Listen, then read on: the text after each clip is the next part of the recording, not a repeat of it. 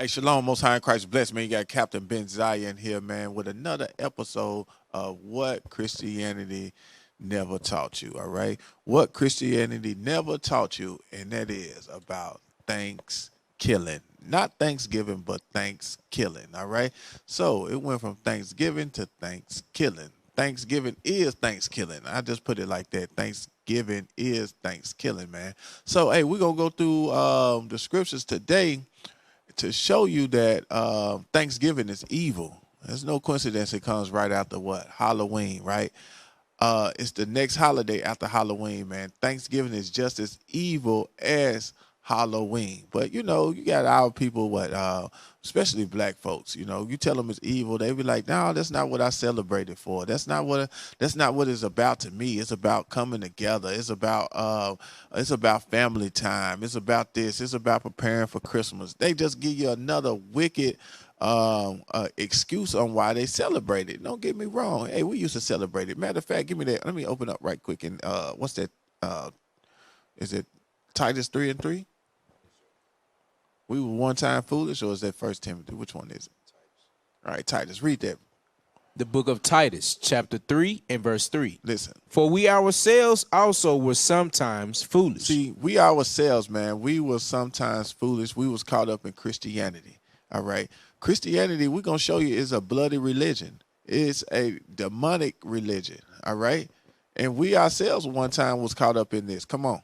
Disobedient. And we were disobedient to the word of God because we was ignorant of the word of God. Come on. Deceived. All right. We was deceived by who? Our parents, our grandparents. All right. The so-called white man, the school system. All right. The church, the religious system. We was once deceived. Come on. Serving diverse lusts. All right. We were serving diverse lusts, different lusts. We lusted for the chitlins. We lusted for the ham hocks. We lusted for the turnip greens, the mustard greens, green beans, chicken, tomatoes, hog, dogs. You know, the song, the woman saying, this is what we were lusting after. Okay. Come on. Serving diverse lusts and pleasures. All right, and pleasures. We was loving to eat on this day right here. We called it Thanksgiving, but it's actually Thanksgiving, okay? So I want y'all to understand that we're going to go into the origins of some of the acts that was committed on Thanksgiving because your Christianity would never teach you this. Why? Because it's set up on white supremacy. White supremacy is set up to do what? To keep you destroyed, to keep you lost, to keep you deceived, and to keep you financially broke, all right, and keep them financially rich, all right, to keep them on top and to keep you on the bottom, all right. So we once was one time foolish. So, hey, let's pull up an article right quick. Let's pull up an article. Let's go with Thanksgiving and genocide. Thanksgiving and genocide. Let's read about it, all right. Christianity has never taught you this. Come on. Thanksgiving and genocide. The manifest destiny of Satan. The manifest destiny of who? Satan. Is the so-called white man. All right. Even they know that. And we didn't write this article. Come on. Thanksgiving is a time of heartwarming scenes of European pilgrims having friendly meals with the native peoples of America. Why does it say that? Because that's what you usually see. That's what they taught you in school. It was all a friendly dinner. It was a friendly feast of the Europeans. When you see Europeans, it's talking about the so-called white man. All right, come on. Christianity had at last made its way to the Americas. All right, when the white man came over here, he bought Christianity. Before, Christianity was not in the Western Hemisphere until the white man bought it from Europe. All right, bought it from Rome, bought it from Greece. All right, they came over here with Christianity. All right, come on. But what would come next wouldn't be the good news of the gospel. It says, but what would come next wouldn't be the good news of the gospel.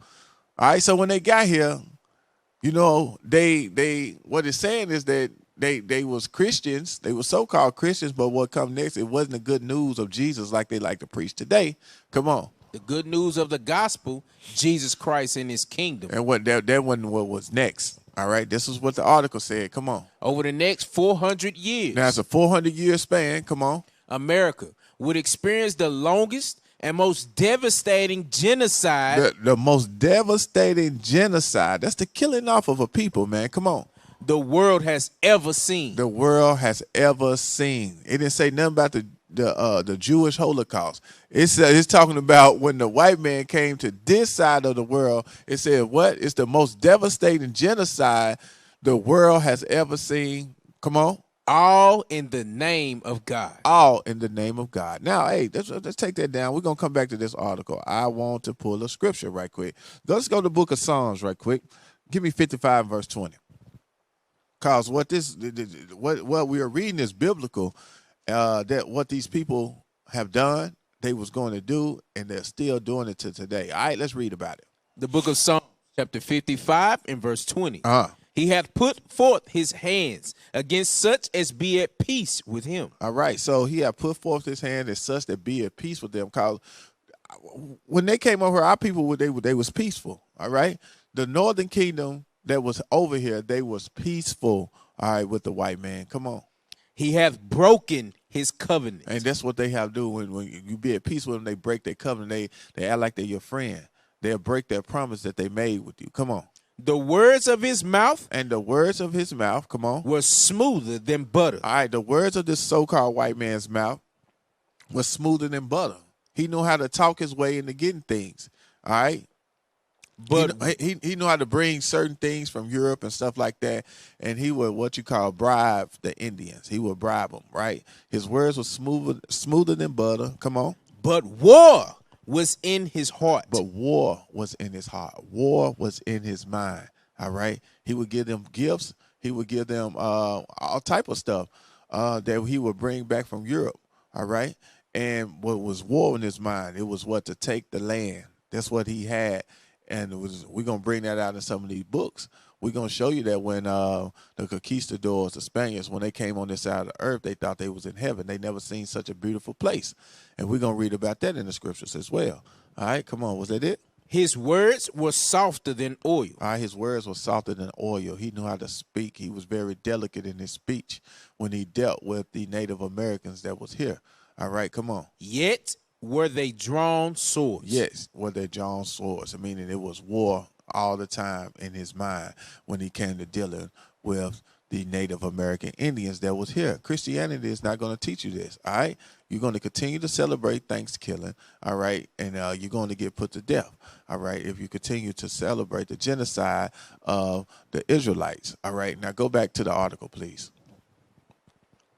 The unmatched brutality to the natives by the hands of Christians is a part of history that often goes untold. All right, read that again. The unmatched brutality to the natives by the hands. It says the unmatched brutality.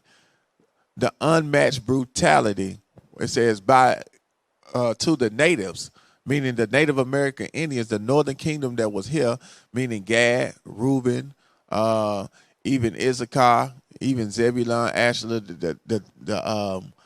the tribes that had came over here, all right?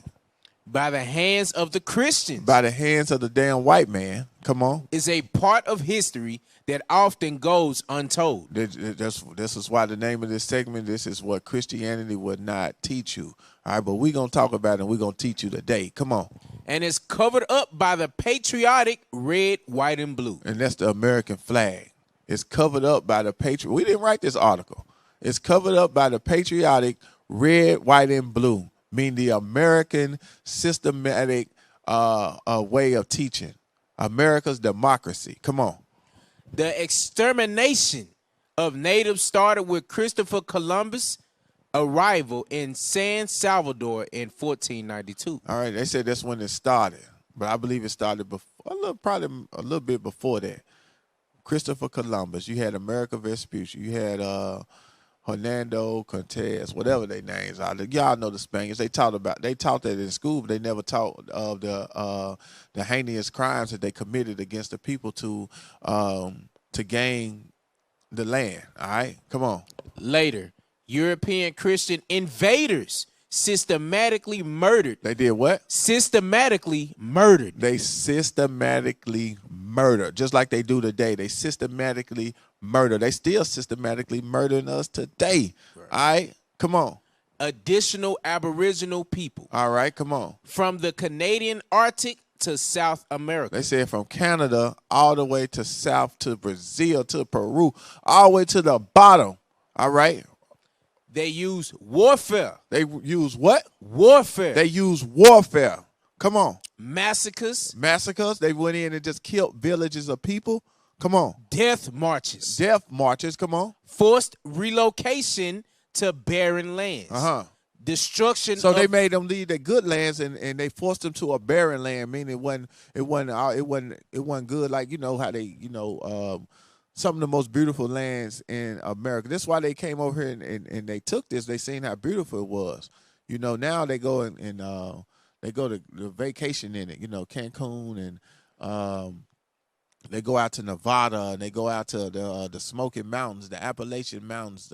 They go out to all these beautiful sites now, and they push them out of the land and push them into, as like Bishop Yawasop say, they push them into the bathroom.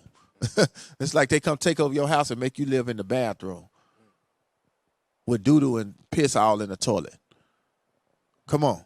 Destruction of their food supply. And they destroyed the food supply. We got to pull that up. We got to see how many buffaloes they killed. They killed millions of their buffaloes and took the hides of their buffaloes and made them own self clothes.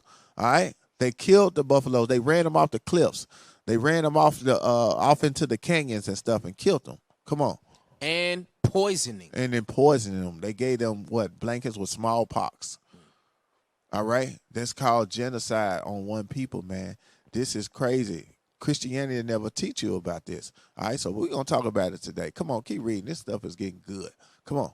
Oppression continued into the 20th century through actions by governments and religious organizations. All right. It says by the actions of governments. The white man, he done formed a government and religious organization called Christianity. Come on. Which systematically destroyed native culture and religious heritage. So it's telling you right now that the U.S. government and the religious system is what they systematically aim to destroy the Native American culture and their religious heritage, which was the teachings and the keepings of God's laws. Okay, come on. One present day byproduct of this oppression is suicide. Today, Canadian natives have the highest suicide rate of any identifiable population group in the world. You hear that? The people have been so beat down and so mentally and socially and economically depressed that they are killing themselves. And somebody got to pay for that. This is what the church ain't going to tell you. These people got to pay for the blood that they have shed. Come on. Native Americans are not far behind. All right. How could those who claim to worship and follow Jesus be responsible for such incredible satanic evil? All right. And in the Native Canada, I'm telling you, those were I'm telling you, on this whole side, it was occupied by the Israelites, okay, by the 10 tribes. All right. So, all right, let's take that off the screen. Now let's get into some scriptures. Let's go to 2nd Esdras chapter 13 and verse 40 right quick. 2nd Esdras chapter 13 and verse 40. Let's talk about who was on this side of the planet. Come on. 2nd Esdras chapter 13 and verse 40. Those are the 10 tribes which were carried away prisoners out of their own land in the time of Hosea the king. All right, come on. Whom Salmanasseh the king of Assyria led away captive. Okay. And he carried them over the waters. All right. And so came they into another land. So we came into another land. Come on. But they took this counsel among themselves. All right, so they talked among themselves. That they would leave the multitude of the heathen. They said they was going to leave the multitude. They was going to leave the multitude of the heathen. They wanted to get away from the damn the heathens over there. Come on. And go forth into a further country where never mankind dwelt. They said we got to get out of here, and they want to go where never mankind dwelt. Come on. That they might there keep their statutes, which they never kept in their own land. Uh-huh. And they entered into Euphrates by the narrow passage of the river. For the Most High then showed signs for them. So the Most High did a miracle just like he always do. He going to do a miracle again. He going to show signs again and wonders as he's doing today. All right. And he did what? He showed favor to them. Come on. And held still the flood. He had still the waters. He made the waters to calm down. Come on.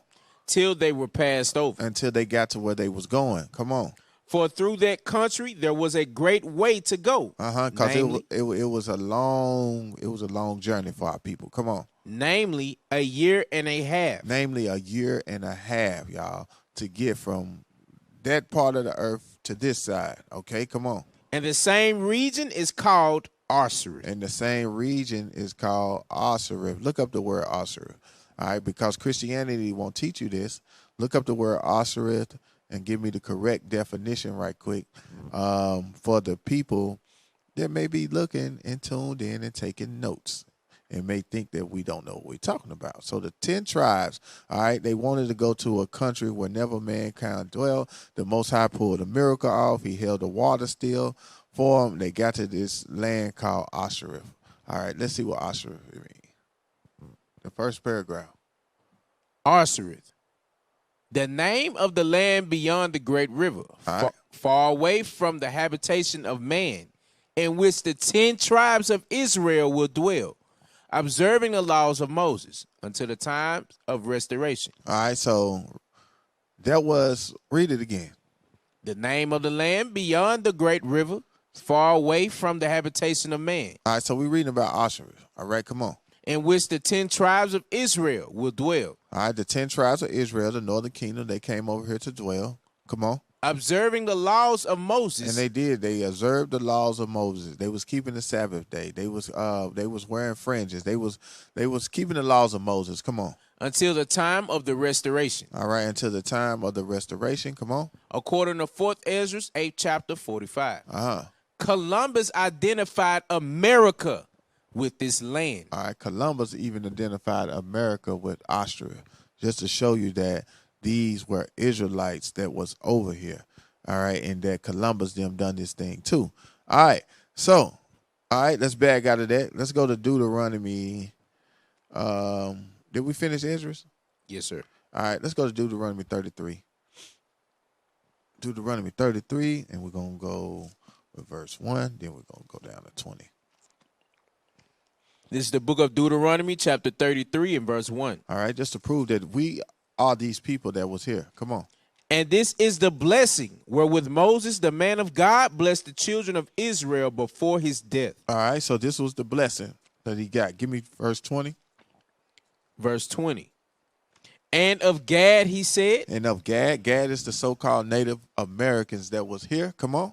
Blessed be he that enlargeth Gad. I said, blessed be he that enlargeth Gad. Come on. He dwelleth as a lion. He dwelleth as a lion, meaning he was fierce. Okay, come on. And teareth the arm with the crown of the head. All right, and teareth the arm with the crown of the head. When it means tear the arm, meaning that they had something, they would cut each other's flesh and they would make themselves blood brothers. Is that what they call it? They would cut each other's hand and they would mingle each other's blood. All right? They will mingle each other's blood. Come on. And what? With the crown of the head. With the crown of the head. And give me a Native American, what you call it, a crown?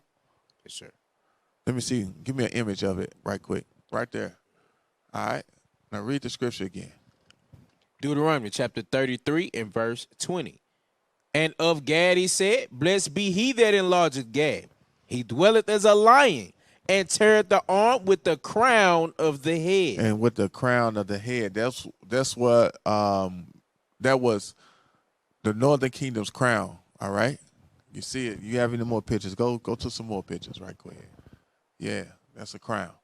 All right, come on. And he provided the first part of himself, because there in a portion of the lawgiver was he seated. And he came with the heads of the people. He executed the justice of the Lord and his judgments with Israel. All right. So let's go from there. Give me 1 Chronicles 12 and 8. 1 Chronicles 12 and 8. Come on. This is the book of 1 Chronicles, chapter 12 and verse 8.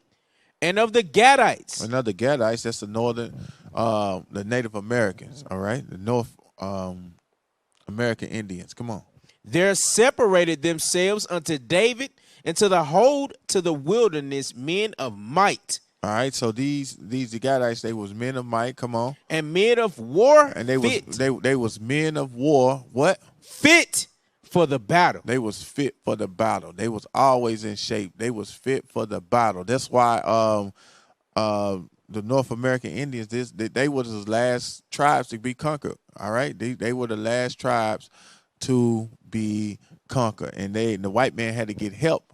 All right, from even from the Negroes, from the so-called Negroes to conquer them. All right, come on. That could handle shield and buckler. All right, they was good with the shield and buckler. All right, come on. Whose faces were like the faces of lions. All right, hey, you got any pictures with them with their face painted? Indians with their face painted. Let me get that, because their face was like lions and they was fierce. Come on. And were as swift as the roes upon the mountains. And they was real fast. All right, they was in shape and they was real fast. They ran like deer. Yeah, give me that one right there. Yeah, it don't matter. Yeah, their face was like lions. Go to another one. All right, go to some more. All right, read the scripture again. 1 Chronicles chapter 12 and verse 8.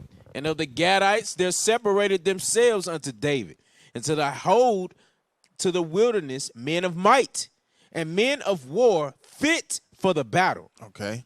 That could handle shield and buckler. They was warriors. Come on. Whose faces were like the faces of lions. Uh-huh. And were as swift as the roes upon the mountains. All right. So if y'all even look at these Western movies, they still got out like Bonanza, what's that, Wagon Trail, what's that, Gunsmoke, the Rifleman. They still, you look at them movies, you see them fighting the Indians, and you see the racism the white man has against the Indians back then too. You look at Gunsmoke, they don't want nothing to do with no engine. That's what they call them, engines. But yeah, we are these people. All right, they was hated just like we hated today. All right, was that it? Yes, sir. All right. So let's go back to some of the articles. Let's go into some of the books right quick. Let's go into some of the books that we have.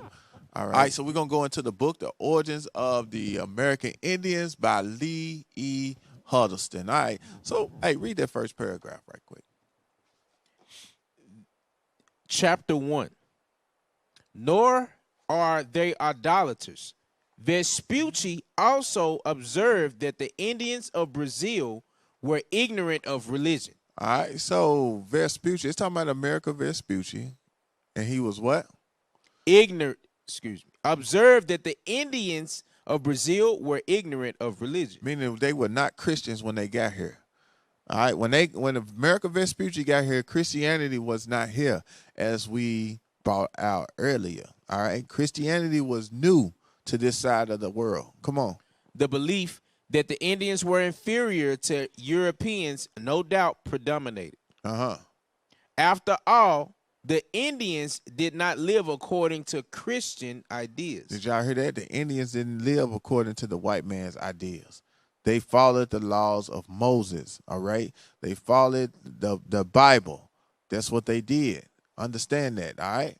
Come on. Yet, many writers specifically affirm their belief that the Indians were descendants of Noah. All right, so they knew that Indians were descendants of Noah. Come on. And as such, must be capable of reason, though this fact might be obscured by their idolatrous practices. Uh-huh. Most writers believe, because when they came over here, we had fell into idolatry. While the Northern Kingdom was here, come on, had idolatrous practices. Come on. Most writers believe the Indians could become Christians. They said, hey, we can convert them. All right, come on. Such a belief was also implicit in the missionizing activities of the church. All right, meaning they was killing them and they was forcing them to what? Become Christians. Come on. And in the decree of Clement VII in 1530, authorizing the use of force in converting the natives. All right, and using the what? Force. All right, so they forced them to become Christians because they said that they was ignorant of religion. So they said, you know what? We're going to make them become Christians. They forced them to become Christians. Come on.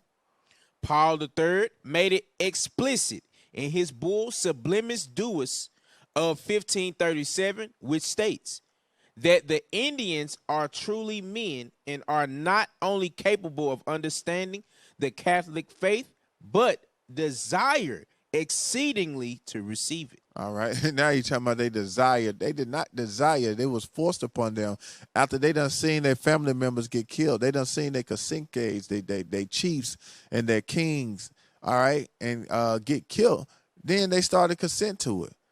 All right. That's what they did. All right. Give me Deuteronomy 28 and 15 right quick. Give me Deuteronomy 28 and verse 15.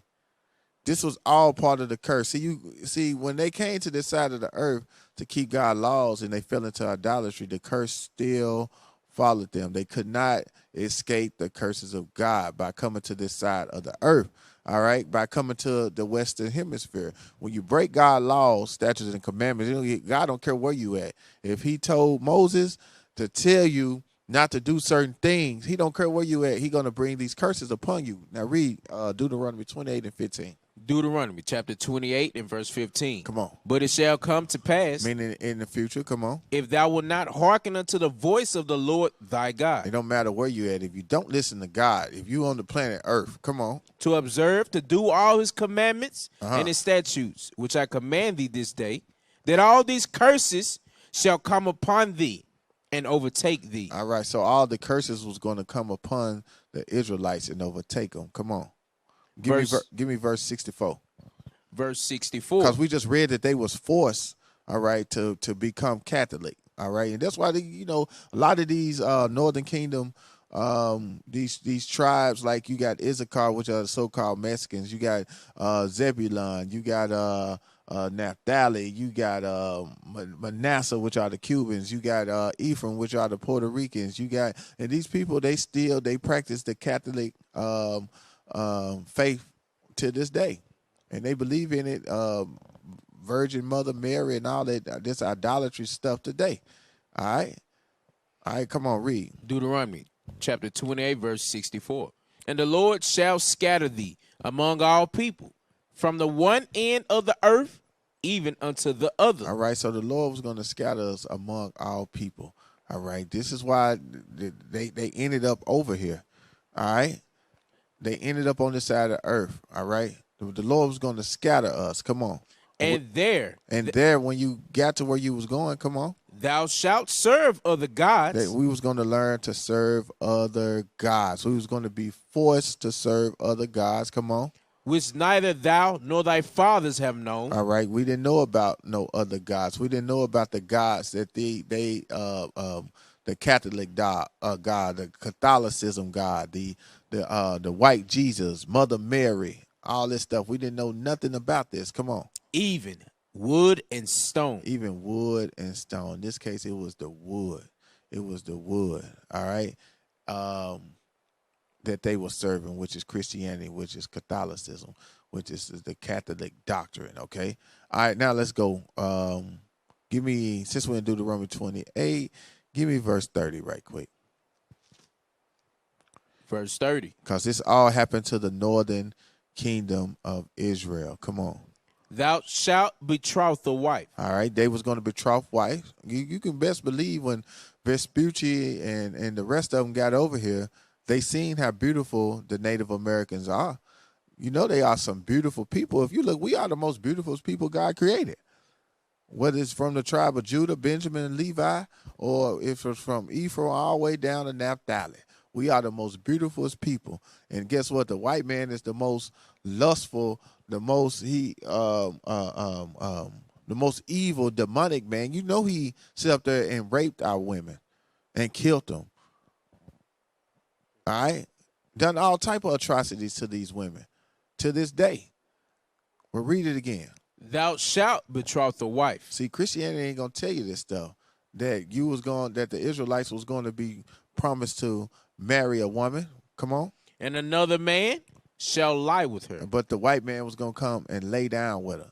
They done it to us during the during slavery. If you look at the movies like The Butler and stuff like that, and different slave movies, we got slave master come in and sleep with your wife at his own will. That was a curse, and there wasn't nothing you can do about it unless you wanted to die. Come on.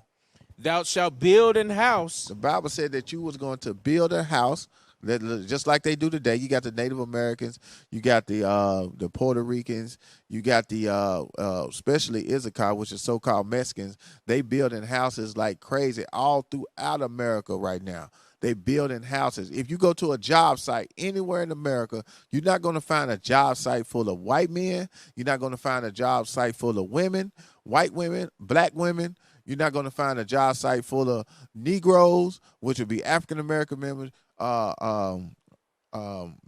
African Americans, right? You're going to find that job site full of Hispanics. All right? Are they the only ones that ought to build houses? No. But God said for your curse and for your disobedience that you was what? Thou shalt build an house. But you're going to build these $1 million houses, these hundreds of $1,000 houses. Come on. And thou shalt not dwell therein. But you're gonna go right back to the trailer park. You're going to go right back to the hood. You're going to go right back to your Hispanic hood. You're going to go right back to your hotel room, stacked up on top of each other. All right? That's a curse according to the Bible. This is how we know that the northern kingdom of Israel was on this side of the earth. Come on. Thou shalt plant a vineyard. All right, you was going to plant vineyards. Okay, come on. And shalt not gather the grapes thereof. You're not even going to own your own. You know, they love to get drunk. They love to drink that wine. They love to drink Coronas. They love to get, you're not going to own none of that. You're not going to own your vineyards. Okay? Come on. Verse 31. Thine ox shall be slain before thine eyes. This is how we know that these are the Native American Indians.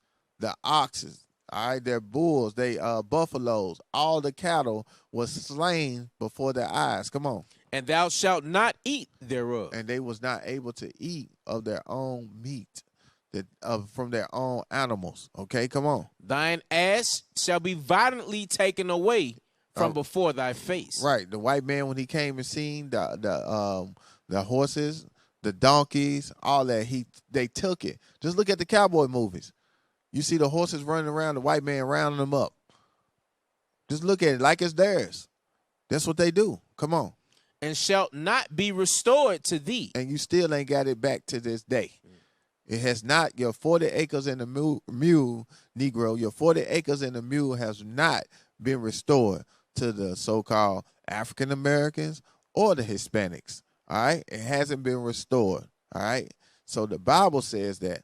I didn't say that. Come on.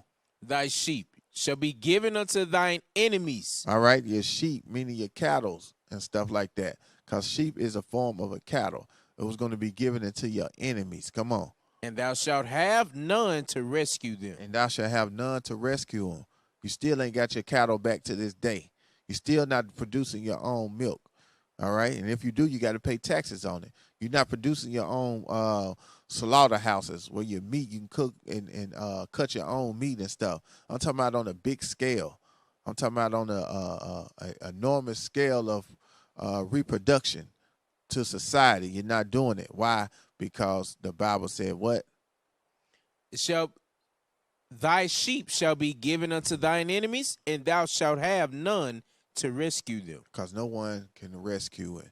All right? It's not going to be restored unto you. Give me verse 48. Verse 48.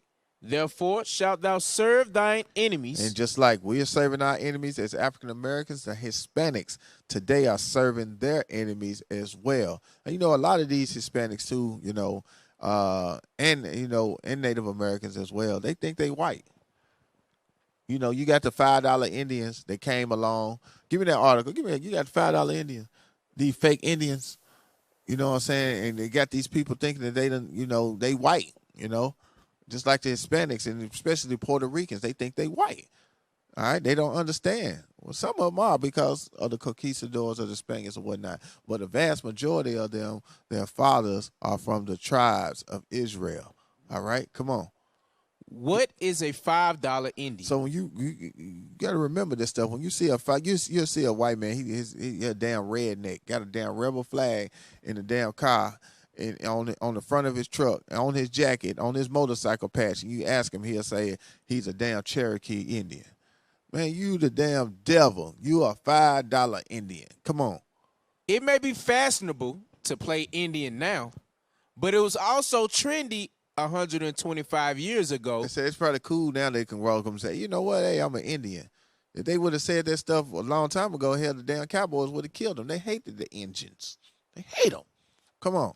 But it was also trendy 125 years ago when people paid $5 a piece for falsified documents. You hear that? When white people came over here, all right, they paid $5 a piece for a false document. Come on. Declaring them natives on the Dawes Rolls. All right, declaring them natives on the Dawes Rolls. Why? Because they got money.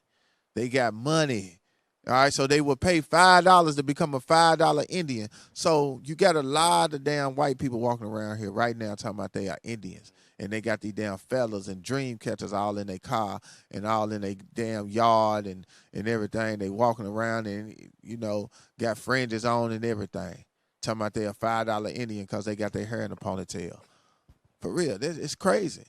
Got feathers and stuff all in their damn hair.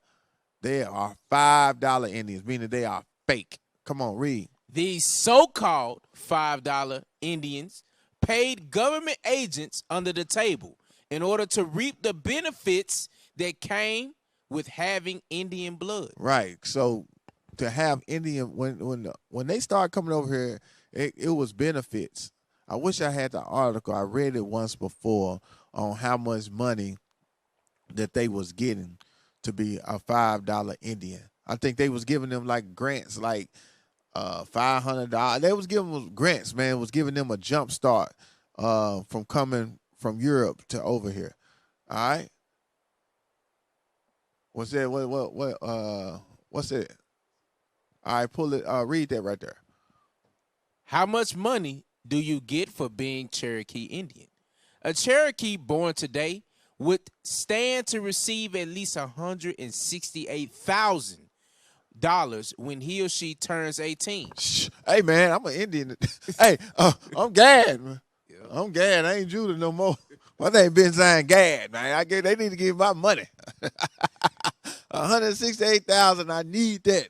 I need that, man. What that nigga? You got $5? We go sign up.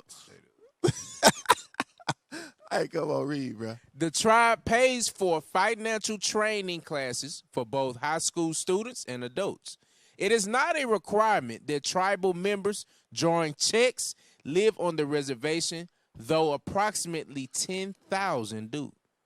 What life is like on an Indian reservation? Let's keep reading it because it's going to go into the curses. I bet you I ain't never read this article day in my life, but let's read it. Come on. Throughout the reservation, the diabetes rate is 800% higher than the national average, with an average life expectancy of approximately 50 years old. Whoa, hey, just stop right there. So let's go to Deuteronomy 28. I knew some curses were going to come up. I knew it. On these reservations, curses was going to come. Deuteronomy 28 and verse 15. Deuteronomy chapter 28, verse 15. But it shall come to pass, if thou wilt not hearken unto the voice of the Lord thy God, to observe to do all his commandments and his statutes, which I command thee this day, that all these curses shall come upon thee. All right, curses was going to come upon the Israelites. Come on. And overtake thee. And overtake thee. Give me verse 61. Verse 61. Because they said, man, look, they said throughout the reservation, diabetes, all right, rate is 800% higher than the national average, with an average life expectancy of approximately 50 years old, man. Damn. Come on. That's how you know we the same people. Come on. Deuteronomy chapter 28, verse 61. Also, every sickness and every plague, which is not written in the book of this law, them will the Lord bring upon thee until thou be destroyed. All right. So, hey, that's a plague right there. Diabetes. That's a plague that the Most High was going to bring upon us. All right. Until we be destroyed. Come on. Verse 62. And ye shall be left few in number. And they was going to be left few in number. They dying at the age of 50 years old. All right? They're not living to be very long anymore. Not a lot of them. Not all of them. All right? Come on. Whereas ye were as the stars of heaven for multitude, because thou wouldest not obey the voice of the Lord thy God. Yeah, say there was the stars of heaven. There was so many of them over here, but guess what? Now they started to die off from the white man killing them and from the diseases. They got over here and got on their high horse. They fell into idolatry. The Most High sent the white man over here to whoop their ass. Just like when we fell into idolatry in the western coasts of Africa or wherever we was at, he sent the white man to whoop our ass. All right? They did not get away. All right? So this is what the Christian church would not tell you about Thanksgiving, that what the sitting down at the table with the Pilgrims and the Indians. You got to think this is what Thanksgiving was about in school. You know what I'm saying? They cannot deny it. When we was in school, they taught us about the Pilgrims and the Indians. All right, the Pilgrims was the so-called Europeans, the so-called white man who came over here and what made peace treaties with the Indians, then turned around and killed them. That's what he did. All right, broke over what 200 and some peace treaties, 2,000. It's a whole lot of them. He never kept his promise, just like he don't do today. All right, so with that, let's go. Let's go back to some articles. Give me another book. He was talking about the doll rose. What's up with the doll rose? Yes, this is what Christianity will not tell you. All right, Christianity will not tell you. This is a book called Black Indians. All right, Black Indians. All right. All right, this is a book called Black Indians by William Loren Katz. All right, this is a good book to read. All right, so go out and hey, get this book and read it. Hey, now let's go inside the book. All right, first go back to the picture. I believe that picture's inside the book right there. No, go over right there. All right, pull that up. You see this beautiful sister right here with the fringes on? This is a Black Indian. All right, just let you know that all the Indians don't they don't have the same skin texture, color, complexion. Now, that's the word I'm looking for. They don't have the same complexion. Some of them dark, some of them light, just like the so-called Negroes, just like some of the Puerto Ricans, just like some of the Mexicans. All right, which is Ephraim and Issachar. All right, just like some of the Cuba. You go to Cuba, look at some, go to Cuba over there, the tribe of Manasseh. Some of them darker than some of the Negroes over here, speaking Spanish. All right, Zebulon, Simeon, Asher. This is a beautiful black sister. She's a Native American Indian. All right, she's a Black Indian. I pull up some more Black Indians right quick before we get in the book, since we're talking about Black Indians. See, the Christian church don't tell you this stuff. That's another beautiful sister. A Black Indian. All right, look how long and beautiful her hair is. Come on. Another picture. All right, look at this little sister. Beautiful Black Indian. Yep, come on, give me something else.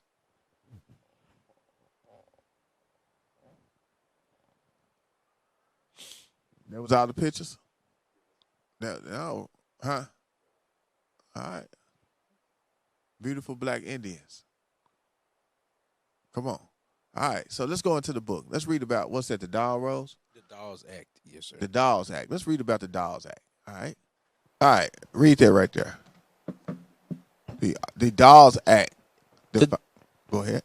The Dolls Act of 1887, also known as the General Allotment Act or the Dolls Severalty Act of 1887, authorized the President of the United States to survey Native American tribal land and divide it into allotments for the individual Native Americans. All right, so this is where they come and took the land, and then you're going to put them in the bathroom.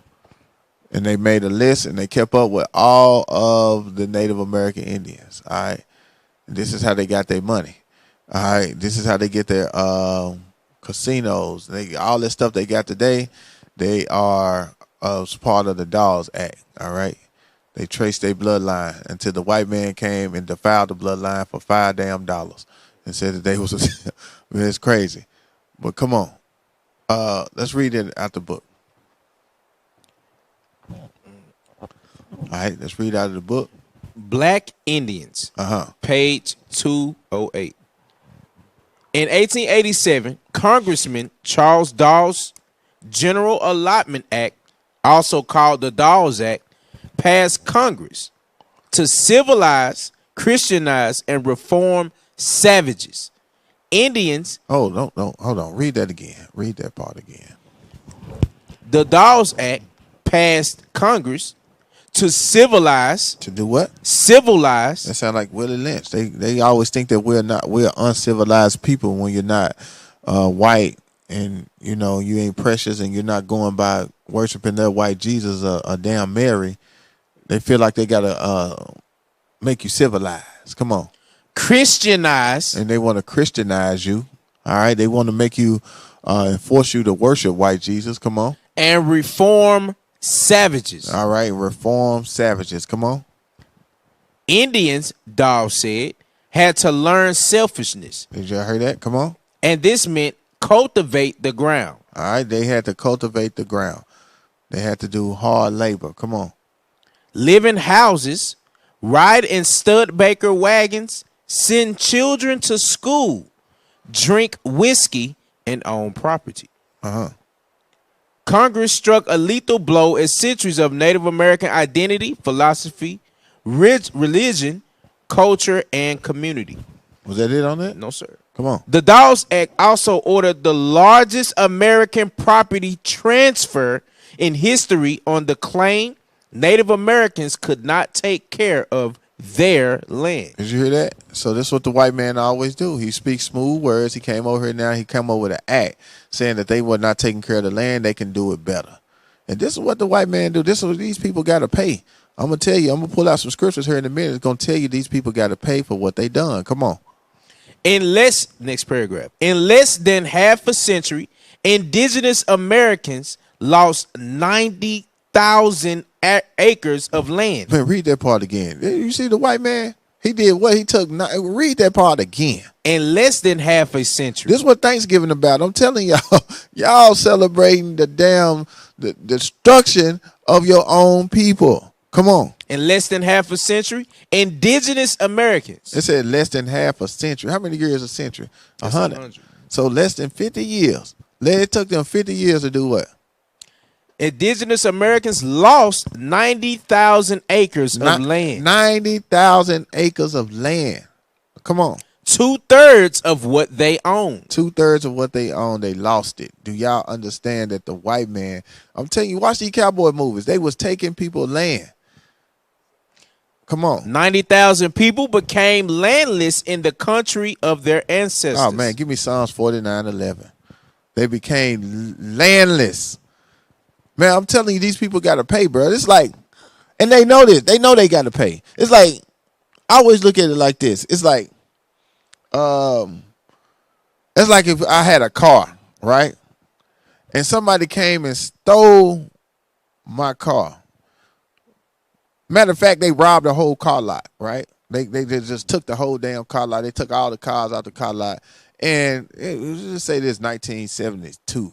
And they got a car lot 1972. Let's just say a Cutlass, them 442, them nice ones, them Chevelles back then. You know, them Impalas, them nice, car. They classics, right?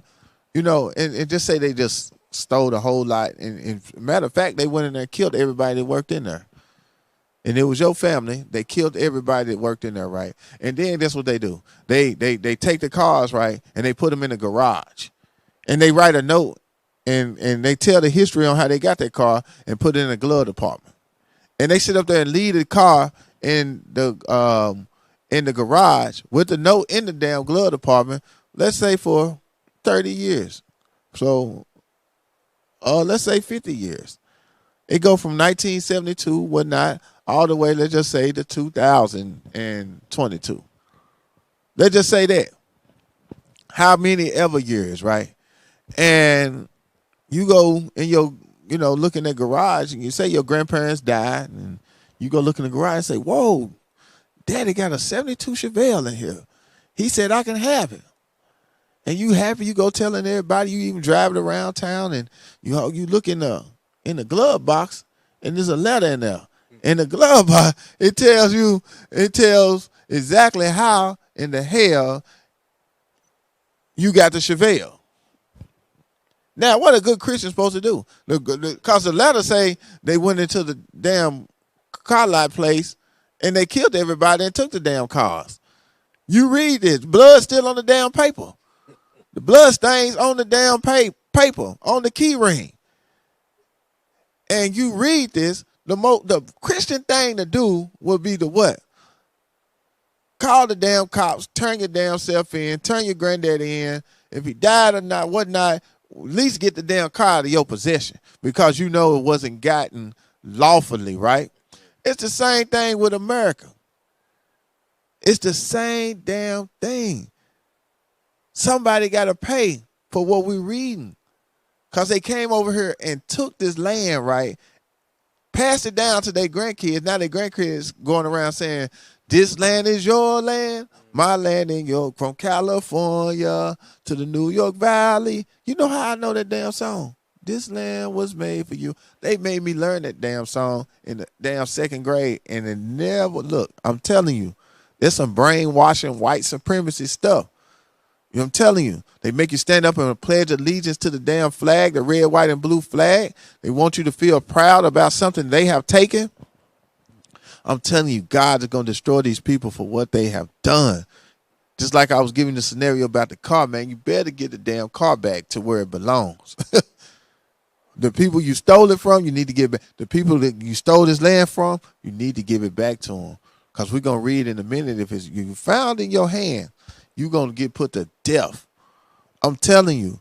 So we got to understand, if you celebrating Thanksgiving, you are in cahoots with the white man doing what we finna read about and taking this land. And read that. The book of Psalm, chapter 49 and verse 11. Read. Their inward thought is that their houses shall continue forever. See, when the white man takes something, they think it's going to continue forever. When they take a land, like they took America Vespucci came over here and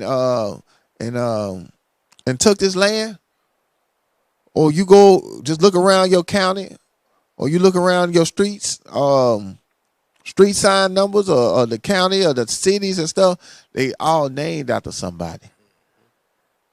And that inward thought is going to continue forever. Come on. And their dwelling places to all generations. From children, from to all generations, meaning they gonna do this for their grandkids. See what I'm saying? That's what's in their mind. That's what they done with America. That's why they say proud to be an American, or at least I know I'm free. See, I learned that stuff in the 2nd and 3rd grade. I ain't supposed to know that damn country ass song. But it's like the Pledge of Allegiance. They made us learn that stuff because they was putting white supremacy on our brain. Come on. They called their lands after their own names. They called the lands after their own names. Just like now we in Nashville. So it was a white man somewhere named Nash, and Ville means village, or like Louisville, all right, or like Huntsville, or like Davidson County, or like Madison County. These stuff is named after these damn presidents. If you go through the streets of damn here in Nashville, you got McGavick Pike, Hardin Place. If you go out there to the damn slave plantation, which is what's it called out there?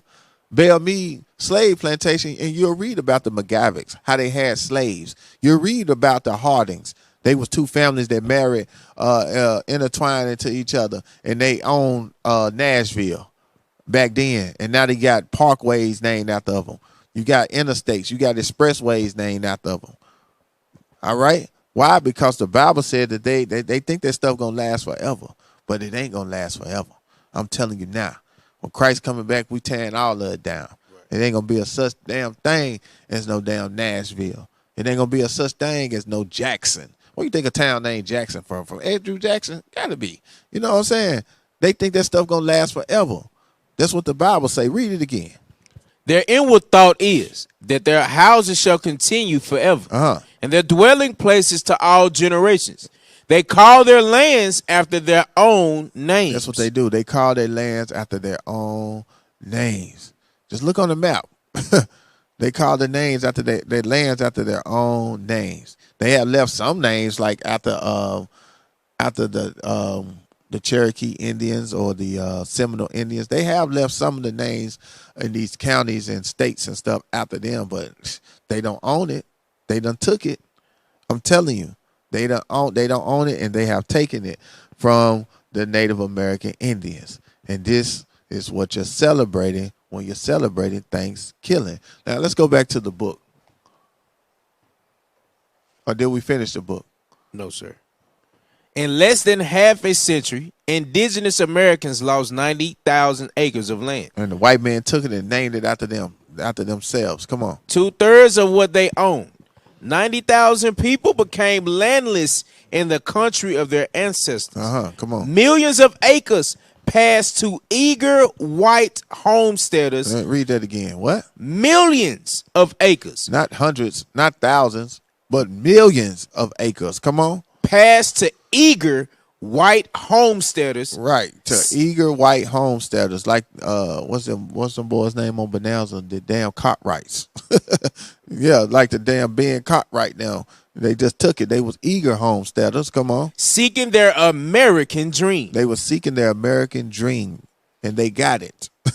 Why? Because of our disobedience. Because of the Native American Indians. Because of their disobedience, they got their dream, and their dream is our nightmare. Come on. Native Americans were economically crushed. All right, they was economically crushed. Do you hear that? The white man is still to this day economically crushing them. All right, crushing us. They got to pay. Come on. Additionally, the Dawes Act acted against Native American society in the name of Christian education. In the name of what? Christian education. In the name of Christian education. This is how they came. Come on. And assimilation. All right, and assimilation meaning joining with the assimilating, meaning you intertwining with them. You learn. Give me that scripture about mingled among the heathen and learn their ways. I think it's Psalms 106 or 107. And we was mingled among the heathen and learn their ways. Come on. The book of Psalms, chapter 106 and verse 34. They did not destroy the nations concerning whom the Lord commanded them, but were mingled among the heathen. And we were mingled among the heathen. That's called assimilation. Okay, come on. And learned their works. Yeah, that's assimilation when you mingle among the heathen and learn their works. All right, come on. Verse 36. And they served their idols. All right, and they learned to serve the white man idols. They started Native Americans now celebrating Christmas. You got Native Americans celebrating Halloween. They even celebrating the damn 4th of July on their stolen damn land. That's like them when I was making the scenario about the car. It's like, hell, the car belonged to your granddaddy, but they come pick you up in and say it's theirs and riding you around with it. Matter of fact, they don't even let you damn drive the damn car. They just let you pump the gas in the cold. Man, I'm telling you. Come on. And they served their idols. All right. They served the idols of the white man. Come on. Which were a snare unto them. Which was a snare. They went into a deeper trap, a deeper hole of idolatry than they was already in that pissed God off and had God come over and the Most High sent them over here to get them. All right. And to take them back to Europe and different places and scatter them in slavery too. Because they pissed God off. All right. And then when they got mingled with the white man, they went into further idolatry. That's why they don't have nothing to this day. Just like we don't. Come on. Was that it? Yes, Go back to the scriptures I had you at. Oh, no. What was we reading? We was reading the book. Yes, sir. Come on. In the name of Christian education and assimilation, it carefully sought to destroy family and community life. Did you hear that? Read that part again, man. In the name of Christian education and assimilation. Hold on. In the name of white Jesus, in the name of the Baptist Church, the Seventh-day Adventist Church, the Church of Christ.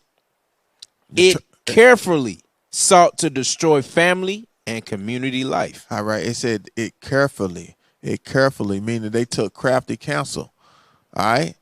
When they do something carefully, they mean they had a counsel. They mean they sit there and they thought about, they played chess, in other words. They thought about the future on how to destroy these people and how to keep them destroyed, how to keep them at the bottom. All right? Come on. Children were taken from their parents. Do you hear that? Children were taken from their parents. Give me Deuteronomy 28 and verse 32. Just to show you, these are the 10 tribes of Israel. This book is called Black Indians. I'm telling y'all, we did not write this book. We didn't ask the man to write this book. We just found the book and we read it. Come on. Deuteronomy chapter 28, verse 32. Thy sons and thy daughters Come on. shall be given unto another people. All right. Come on. That's in the Bible. That was going to happen to the Israelites for their disobedience. Showing you that the Native American Indians were the Israelites. Come on. The Israelites. Excuse me. And thine eyes shall look and fail with longing for them all the day long. And there shall be no might in thine hand. And wasn't going to be any might in their hand to get their children back. Now go back to the book. Let's read it. See if they had any might. Children were taken from their parents and sent to schools run by Protestant missionaries. They couldn't even get them back. So they was taken. They forced the children to go to Catholic school. And you can imagine what they was doing. If they doing all this stuff in these Catholic schools now, raping and funding them with kids and boys, you can imagine what they was doing when the law was on their side, when the law wasn't even looking at them. You can imagine what they was doing to those children because they are a sick people. Come on. Brother was separated from brother. All right. Brother was separated from brother. Come on. That's going into what we just read and said, the eyes should look and were failing and longing for them all the day long. Come on. Sister from sister. Same thing. Come on. And then separated from anyone who spoke their language. All right. And separated from anyone who spoke the Hebrew language because that's what they were speaking. All right. They separated them. All right. Come on. Speaking a native language or making contacts that reinforce their native heritage. All right. So they didn't what? Give me Jeremiah 17 and 4. What was they doing?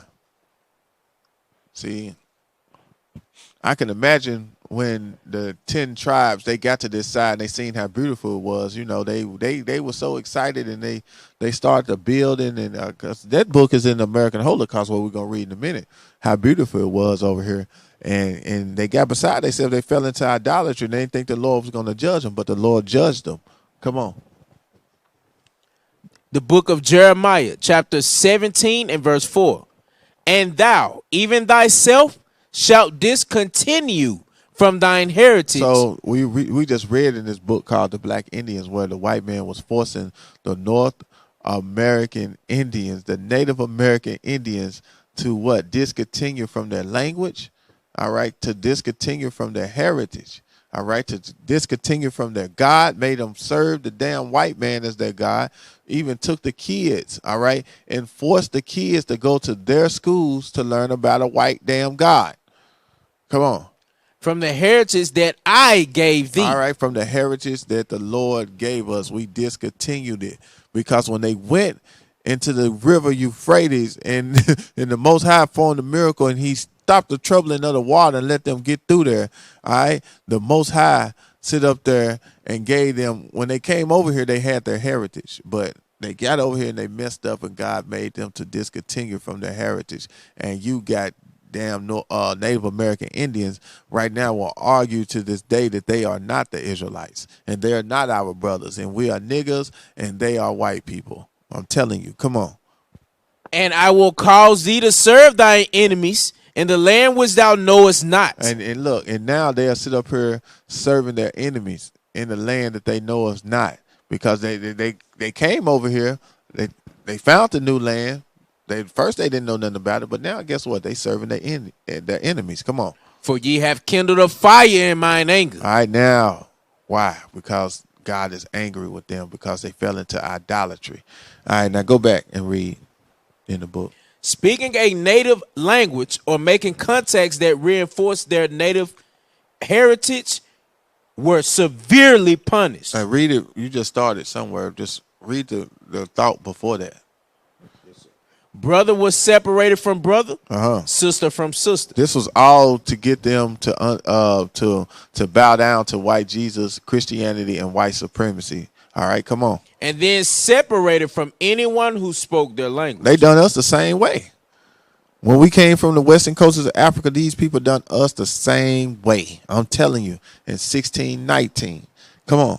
Speaking a native language or making contacts that reinforce their native heritage. So if they caught you even trying to get back to your God and try to keep the Sabbath day or keep the law, statutes, and commandments of God, what happened? Were severely punished. Were severely punished. Give me that in Maccabees. The white man done it to them there too. I think it's Maccabees. You know what I'm talking about? Yeah, you can read that one. 2 Maccabees chapter 6 and verse 6. Neither was it lawful for a man to keep Sabbath days or ancient feasts, or to profess himself at all to be a Jew. Now read that in the book again, what they said they done. Speaking a native language or making Read contact. the thought before that. Oh, yes, sir. Brother was separated from brother, sister from sister, and then separated from anyone who spoke their language. Speaking a native language or making contacts that reinforce their native heritage were severely punished. They was severely punished, mean they was put to death. All right, they was put to death. Now go back and read it in the Bible again. Verse 6. Neither was it lawful for a man to keep Sabbath days or ancient feasts, or to profess himself at all to be a Jew. And in the day of the king's birth. Hold on, stop. Let's go to First Maccabees 1 and 45. That's what I was looking for. Oh, is it 1 and 45?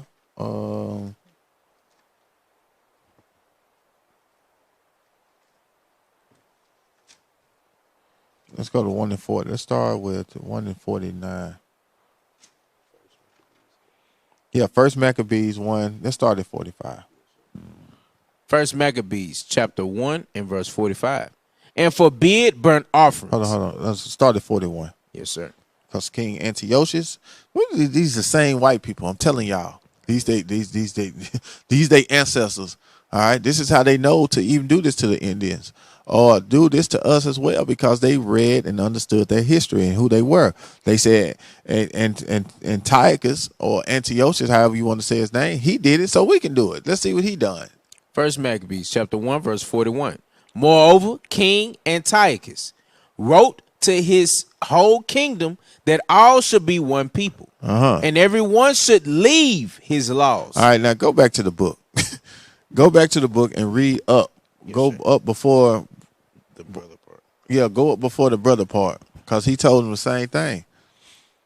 It says, in the name of Christian education. In the name of Christian education. This is in the name of Christianity. Antiochus done the same thing. In the Bible, it just said, moreover, Antiochus wrote to his whole kingdom that all should be one people. In that book, it just said, what? In the name of Christian education. That's the name of democracy, of Christian education, that what? Everybody should be one people. Come on. And assimilation. All right, assimilation means everybody should be one people. Come on. It carefully sought to destroy family and community life. Children were taken from their parents. All right, stop. Now go back to the Bible. Verse 42. And everyone should leave his laws. Everyone had to leave their laws, okay? They did not want them, all right, keeping the laws of God. All right, read it in the book. Children were taken from their parents and sent to schools run by Protestant missionaries. See, they had to leave their laws, and they had to go to the white man's schools ran by some damn Protestant missionaries. Come on now, read the Bible. And everyone should leave his laws, so that all the heathen then agreed according to the commandment of the king. Yea, many also of the Israelites consented to his religion and sacrificed unto idols and profaned the Sabbath. All right, let's go to 48. Verse 48. No, 47. Verse 47. Set up altars and groves and chapels of idols, sacrifice swine's flesh and unclean beasts, that they should also leave their children uncircumcised, and make their souls abominable with all manner of uncleanness and profanation. So this was the commandment of the king, that they had to do these things. Come on. To the end they might forget the law and change all the ordinances. And whosoever would not do according to the commandment of the king, he said he should die. Said he should die. Now go back and read the book again. Children were taken from their parents and sent to schools run by Protestant missionaries. Brother was separated from brother, sister from sister, and then separated from anyone who spoke their language. Speaking a native language or making contact that reinforced their native heritage were severely punished. Meaning they was put to death or whipped, tarred and feathered. All right. So, was that it? No, sir. Keep reading. Far from home, children were thrust into classrooms and instructed in the values of Christianity and private ownership. You hear that? We was forced, forced to become Christians, and they killed us if we didn't. Come on. Page 210. To avoid their slipping back into Indian ways. All right, meaning back to the Bible, the laws of Moses was the Indian ways. Come on. During summers, pupils were not sent home. They became work apprentices for Christian families who taught them discipline and civilized values. Abuse. Y'all hear that? Y'all hear that? The white man don't believe nobody civilized, but they the most damn uncivilized creatures there is. And they think everybody else is uncivilized if you're not worshiping white Jesus or following their democracy. Come on. Abuse was common. Abuse was common, just like it is today in the Christian church. Come on. Unreported. And it was unreported, and we do report it now. It's just starting to come out that what all these Catholic priests are doing to these young boys and little girls, and within their denomination or church or whatnot, or whatever it's called. It's still very slow punishment. All right, come on. And not corrected. And it's still not corrected. The damn Pope can still be the damn Pope after he done played in little boys' booty and everything. It's still not being corrected. I ain't seen the damn where the Pope is on damn trial. I ain't seen it yet. Where the damn Catholic priest is on damn trial, looking at a damn life sentence like life sentences like R. Kelly. Looking at life sentences like they had Bill Cosby. I ain't seen it. Come on. That was it, Cap. That was it? Yes, sir. All right, so let's go down to the destruction, because I've been going through this. Let's go, let's go to Habakkuk chapter 1. All right, let's talk about the Chaldeans, which is modern day. Chaldeans were the Babylonians, and we in Babylon the Great. Babylon the Great. So the Babylon the Great would be the so-called white man. When you read about the Babylonians in the Bible, it's parallel with the so-called white man. All right, come on. Habakkuk chapter 1 and verse 6.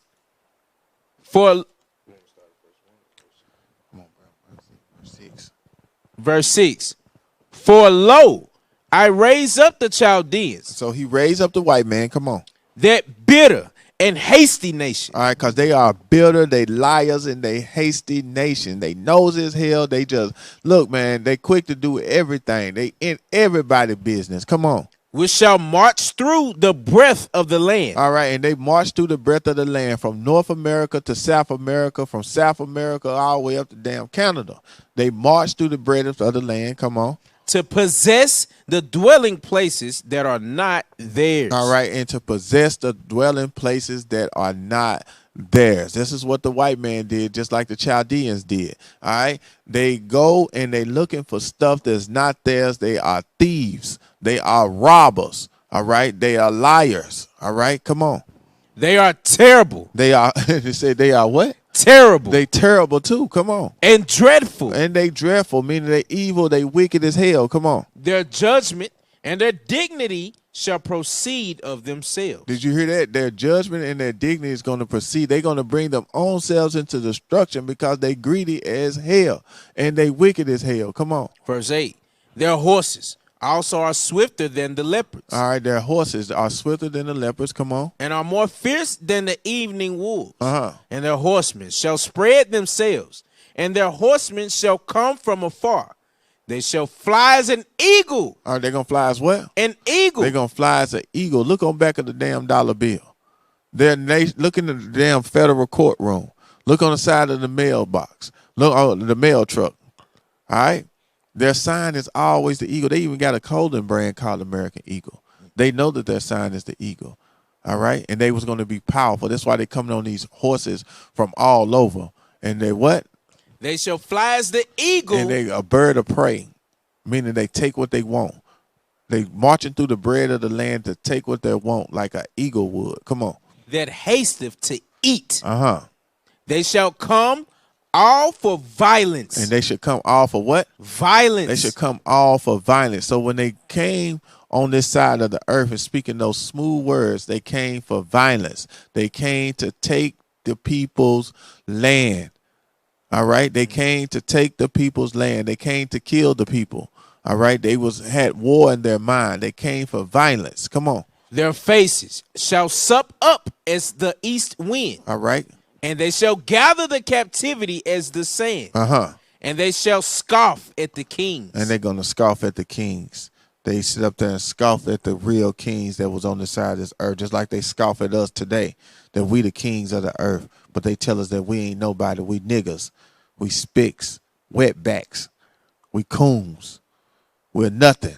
They scoff at the kings of the earth. Come on. Is that verse 11, did you? Verse 10. All right, come on. And they scoff at the kings, and the princes shall be a scorn unto them. Uh-huh. They shall deride every stronghold, for they shall heap dust and take it. Then shall his mind change. All right, so it said when the white man do this, when he don't sit up here and kill the hell out of everybody, when he sit up there and don't took the damn land, it said then shall what? His mind change. Oh, I forgot about Jesus. This is the love. For God so loved the world that he gave his only begotten son, that whosoever should believe in him, brother, we're all brothers now. This is what they did, these damn grandkids of these people saying now. The spirit in them have changed once they have what? Conquered this land and killed every damn body and damn sit up there and got a damn holiday called Thanksgiving. Now his mind has changed. Now we're all brothers. I'm sick of white man every time you go walk by one at work. Now, hey, how you doing, brother? They open the door and stuff, and they know their time is drawing near. Come on. Then shall his mind change. And now his mind done changed from he done forgot about all the damn murder, all the bloodshed, all the buffalo he done killed, all the animals he done did, look, and killed and stuff. And now he done forgot, right? Come on. And he shall pass over. And now he shall pass over. Come on. And offend, imputing this his power unto his God. Did y'all hear that? Now he gives honor and power to the white Jesus, and they say, God bless America. God bless America. That's what they do now. All right. But they gonna die. Give me Nahum, the book of Nahum 3:1 right quick. And I'm gonna to end it right here. But Thanksgiving, I'm gonna tell you, it's not for us. All right, come on. The book of Nahum, chapter 3 and verse 1. Woe to the bloody city. The Bible says destruction to this bloody city. Why is it bloody? Because they have taken it by robbery is what it's gonna tell you. Woe to this bloody city because there's a lot of blood, sweat, tears, bones. I ain't even bring out the damn trail of tears of the Native American Indians. All right. On this soil. Come on. It is all full of lies. Because this place is full of lies. They say Jesus was born December 25th. They say he was white. They say the Israelites are white. They say everything white is right. All right. It's full of lies. That damn bunny laying eggs. That's a damn lie. Easter. Everything is a lie, including Thanksgiving, which we call Thanksgiving. It's all a lie. It's all a damn a deception. You think you're doing something good because the white man let us out work. Now you think we get out work for 2 days. It's the fourth Thursday in every November. You think you get out work 2 days, it's righteous. The white man let us off, so I guess we can come together and eat. You had 365 days to get your family together and eat. You know what I'm saying? You want to wait till the damn when the chitlins go on sale. I'm just saying it's all a deception. It's all a deception, you know what I'm saying, for you to think it's good when it's really damn evil. Come on. Woe to the bloody city. It says destruction to this place called America, which is a bloody city. Come on. It is all full of lies. It's full of lies. Come on. And robbery. And robbery. They done stole the land. They stole the resources of this land. They stole us. They came. They came to the western coast of Africa and stole more people. They went to the islands and got more people. They just been stealing. All right, stealing. That's all they do. They steal the oil. They steal the damn opium. They steal the damn drugs. They steal the damn gun. They steal every damn thing they get. They steal it. Then look at you like they the hardest working people on the damn planet. Don't you ever be at work, bro, and you just, you know what I'm saying, white people be working beside you or something, and they want to call, look at you like you lazy as hell, like they the hardest working people on the damn planet, right? Done gave them everything, and now and tell you to pull yourself up by your own bootstraps. You niggas lazy. You niggas are drug dealers. You niggas are pimps. Look at your whores. Look at your women. Yeah, that's what they do. Why they ride around their big old boats and their yachts, and they got their little fishing boats, and they got their nice cars and nice neighborhoods, and they got everything. They got the law on their side. They got everything on their side. They got white Jesus on their side. They got everything on their side. Come on, man, read. The prey departeth not. The prey departeth not. The noise of a whip, and the noise of the rattling of the wheels, and of the prancing horses, and of the jumping chariots. The horseman lifted up both the bright sword and the glittering spear. And there is a multitude. That's war. That's the glittering spear and all that stuff is war coming. That's what all that says. The noise of the whip and stuff is war coming to this place. Destruction coming. All right? Come on. And there is a multitude of slain. All right? There's going to be a lot of people die. All right? Come on. And a great number of carcasses. A great number of carcasses. A lot of people going to die. Especially you celebrating, you in cahoots with this man celebrating the destruction of the Israelites. Come on. And there is none end of their corpse. Uh-huh. They stumble upon their corpses because of the multitude of the whoredoms. It's so many dead people, they stumbling over the damn bodies because of the multitude of their whoredoms. Every damn holiday, a damn Babylon give you, America give you, you celebrate it. Come on. Whoredoms of the well-favored harlot, the mistress of witchcrafts, that selleth nations through her whoredoms. All right, they sell nations through their whoredoms, and they under witchcraft. That's why a lot of people gonna look at this video and still not understand that you under witchcraft. You think it's okay. Well, that's not. You know what witchcraft is. You tell some black people, you know, be like, hey, I don't celebrate it. They look at you crazy. They say, why you don't celebrate it? I say, because it's talking about the slaughter of the Native American Indians. That's why I don't celebrate Thanksgiving. Oh, the witchcraft kicks in. They say, well, that's not what we do it for. What we do it for. We do it because it's family coming together. You know, Uncle Johnny coming to town, Aunt Curlin flying in. Everybody, you know, this is why we doing it. That's called witchcraft. You have been bamboozled, hoodwinked, and tricked. Come on. And families through her witchcrafts. And through her what? Witchcrafts. Through America's witchcrafts, y'all. Give me Isaiah chapter 45 and verse 11 right quick. Oh, no, 65 and 11, my bad.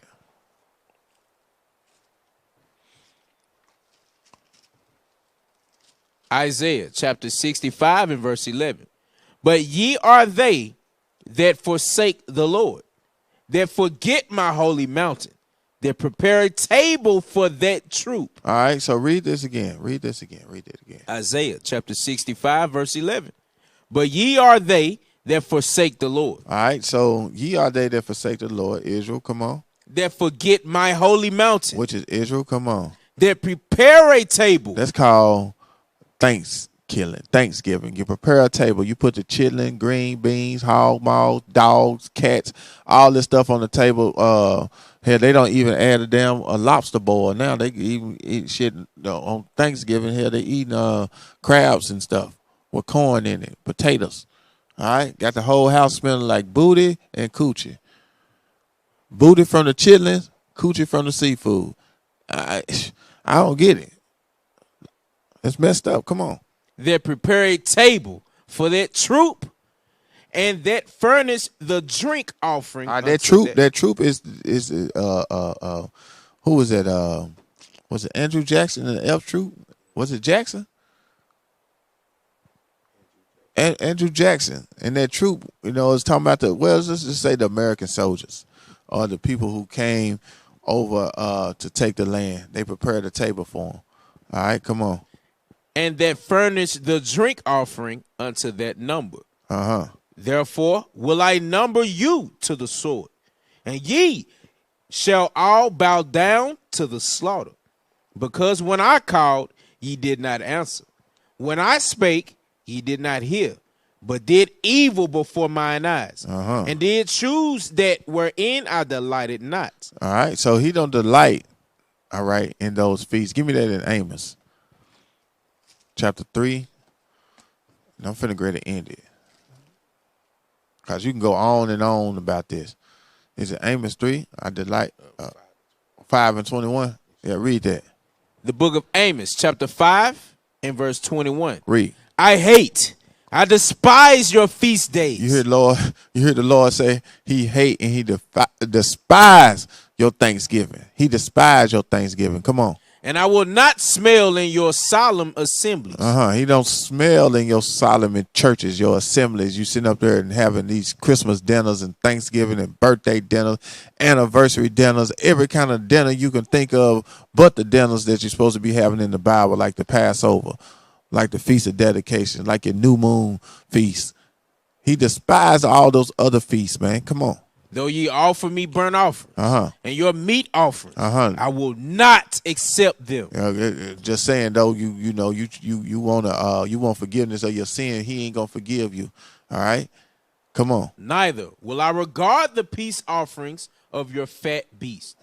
Take thou away from me the noise of thy song. And they all sing these damn songs around damn Thanksgiving and stuff. They sing around Christmas. He said he don't want to hear that garbage. That gospel, that sad ass music, that emotional crying. He don't want to hear none of that. Talking about you thankful. Well, we're just going to be thankful. That's why we celebrate it, because we thankful. Well, you got 365 days to thank the Lord. You want to wait till THANKSKILLING or Thanksgiving to sit around at the table to eat turkey, which symbolizes, if you didn't know, it symbolizes the flesh of the Native American Indians, and the damn stuffing. It symbolizes the guts and all that type stuff, or the atrocities that they went through, the abuse that they went through. All right, and the damn cranberry sauce symbolizes the blood of the Native American Indians. You sit there and honor and do that, and now you can't say you don't know. We sit up here telling you it's THANKSKILLING, not Thanksgiving. We don't celebrate it. So give me Colossians 2 and 8, bro. This is my last scripture. This is the book of Colossians, chapter 2 and verse 8. Beware lest any man spoil you through philosophy and vain deceit, after the tradition of men. All right, so Thanksgiving is a tradition of man. There's nowhere in the Bible God says to celebrate Thanksgiving. Do he say be thankful? Yes. Do he say celebrate pick a day, one day out of the year to celebrate being thankful? No. All right. You be thankful every day. Come on. After the rudiments of the world. The rudiments of this world is the so-called European world. This is an extension of Rome, the extension of Babylon. This is an extension of Egypt. This is an extension of Sodom and Gomorrah. All right. This is an extension of our captivities all in one. This the rudiments of the world, and what? And not after Christ. Okay, not after Christ. Christ never celebrated Thanksgiving. All right, he never celebrated no days that was celebrating the destruction of his own people. He didn't do that. Christ didn't roll like that. He always celebrated the destruction of the enemies. All right, so with that, I hope y'all enjoyed that. This is something Christianity will not teach you. All right, shalom. We used to scream black power while heroin was pushed, but at the end of the day, nothing's in vain. IUIC has been given a vision. The tents of Judah has risen. Many has attempted the mission, minor murmuring, omitting, and missing the mark. Just reading that he had the flame of fire in his eyes gave us the spark. We on Paul's mission. We out on the road, purple and gold, from Mexico, Cuba, Haiti, Ghana, Sierra Leone. 144,000 boots banging, concrete crackling. These are our men repented at heart. The scriptures is proof. IUIC, we deliver the truth.